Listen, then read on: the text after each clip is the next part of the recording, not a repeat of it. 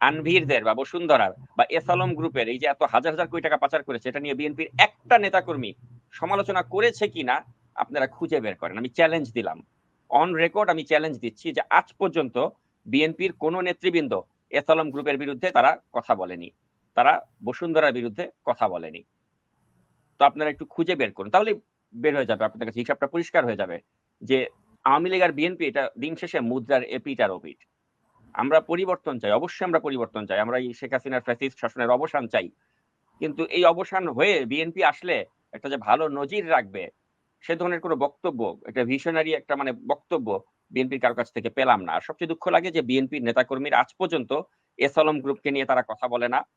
তারা আজ পর্যন্ত বসুন্ধরা গ্রুপকে নিয়ে তারা কথা বলে না। অর্থাৎ তারা যে ওই হাওয়া ভবন বা যে কলঙ্ক তাদের গায়ে অতীতে লেগেছিল, সেই কলঙ্ক মুক্ত হয়ে যে একটা নতুন ধারার রাজনীতি আগামীতে করবে, ওই বিশ্বাসটা কিন্তু আমাদেরকে তারা দিতে পারে